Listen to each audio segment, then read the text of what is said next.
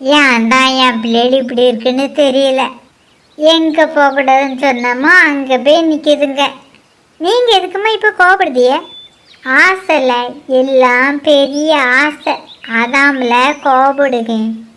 நீ இப்போ எங்கெல்லாம் போயிட்டு வரா? அதுக்கு ஏம்மா நீங்கள் கோமா கேட்க? நீங்கள் அமைதியாக கேட்டாலே தான் நான் சொல்லுவேனே. இப்போ சொல்லல, நீ எங்கே போயிட்டு வர? என் ஃப்ரெண்டை பார்த்துட்டு வரேம்மா.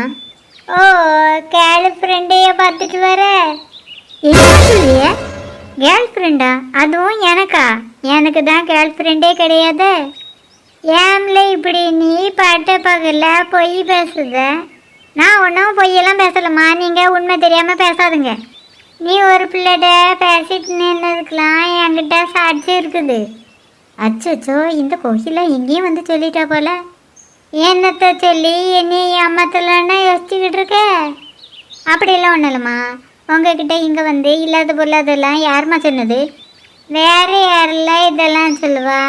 அந்த கோல்முட்டி கோயிலா தான். நினச்சேன் அவள் தான் இங்கே வந்து இப்படியெல்லாம் சொல்லியிருக்கணும்னு. அப்போ அவள் சொன்னது உண்மையால?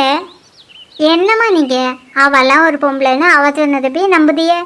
உங்களுக்கு தான் தெரியுமில்லம்மா, அவள் வீட்டில் வாடகைக்கு இருந்த நாள்லேருந்தே அவளுக்கும் எனக்கும் ஆகாதுன்னு. எப்போ பார்த்தாலும் என்னையை பற்றி இல்லாத போல தான் ஒவ்வொரு இடமும் சொல்லிக்கிட்டு இல்லையாம்மா. என்ன பண்ணலை? பேரவி குணத்தை மட்டையை வச்சா கட்ட முடியும், நாய் வேலை நிமித்தைய முடியும். அவள் ஒவ்வொரு இடமும் கோலம் மூட்டுக்கிறது என்ன நிப்பாட்டியே போகிறா. அவள் பேச்சை கேட்டுட்டு நீங்கள் எதுக்குமா கோவப்பட்டிய? நான் கோவப்பட்டதுக்கு வேற ஒரு காரணம் இருக்குது.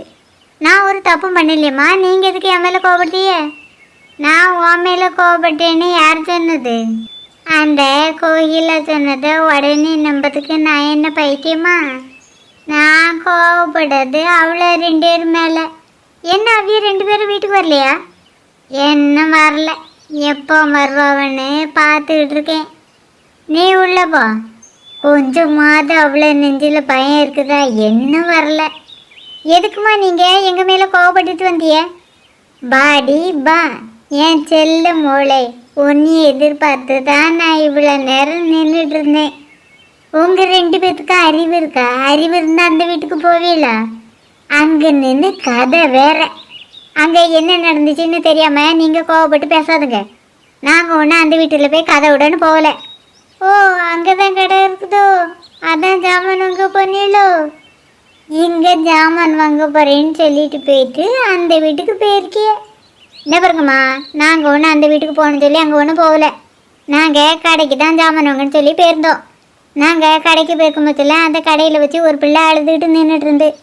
அந்த பிள்ளை அவைய பாட்டிக்கு பயந்து அழுதுகிட்டு இருந்து. அந்த பிள்ளையை கொண்டு விடணும் அங்கே போயிருந்தோம். உதவி செய்தது தப்பாம்மா? உதவி செய்கிறது ஒன்றும் தப்பு இல்லை. அந்த பிள்ளைய விட போனிய வெளியே வச்சு விட்டுட்டு வர வேண்டியதுன்னு எதுக்கு வீட்டுக்குள்ளே போனிய? அந்த பிள்ளைய விட போனால் அந்த வீட்டில் யாருமே இல்லை. பக்கத்து வீட்டு பாட்டி வேற அந்த பிள்ளைய பயங்கட்டி விட்டுட்டாவ. அந்த பிள்ளை மறுபடியும் அழ ஆரம்பிச்சிட்டு. நாங்கள் சமாதானப்படுத்த மட்டும் தான் அவைய அண்ணனே வந்தாவ. வந்த உடனே நீங்கள் 2 பேரும் வர வேண்டியது தானே, எதுக்கு அங்கேயே நின்றுட்டு இருந்திய? நாங்கள் வரதுக்கு இன்னும் கிளம்புவோம், நீங்கள் வந்து தான் எங்களை திட்ட ஆரம்பிச்சிட்டீங்களே. நான் உங்ககிட்ட ஒன்று கேட்பேம்மா, கோவப்படாமல் பதில் சொல்லுவிடா? நீ இப்போ என்னத்தை பற்றி கேட்க போகிறேங்கிறது எனக்கு தெரியும். பதில் சொல்ல நான் தயாராக இல்லை. ஏன் கவிதா, உங்கள் அம்மா இப்படி புரியாத புத்திதான் இருக்காவ? அதான் நீ எனக்கும் தெரியல. உங்கள் அம்மைக்கு சுந்தரின்னு பேர் வச்சதுக்கு பதிலாக புவனான்னு பேர் வச்சுருந்துருக்கலாம். அந்த பேர் தான் பொருத்தமாக இருந்திருக்கும். புவனா ஒரு கேள்விக்குறி. இவிய சொல்லலைன்னா என்ன? நீ நம்ம தருண்கிட்ட கேட்டு தெரிஞ்சுக்கிடுவோம். அங்கேருந்து மட்டும் பதில் கிடச்சிருன்னு நினைக்க கவிதா. கிடைக்கும், நீ நம்பிக்கையோடு இருங்க. நீ நம்பிக்கையோட இதில் நின்றுடுரு. எனக்கு வயிறு பசிக்கு, நான் சாப்பிட போகிறேன். இவ்வளோ நேரம் அலைஞ்சு தெரிஞ்சுட்டு வந்தது எனக்கு வயிறு பசிக்க ஆரம்பிச்சிட்டு. அனியோ, எனக்கு ஒரு தட்டு சாப்பாடு போட்டு கொண்டாங்க. நபர் கவிதா, நான் எனக்கு மட்டும்தான் சாப்பாடு போட்டு கொண்டு வருவேன்.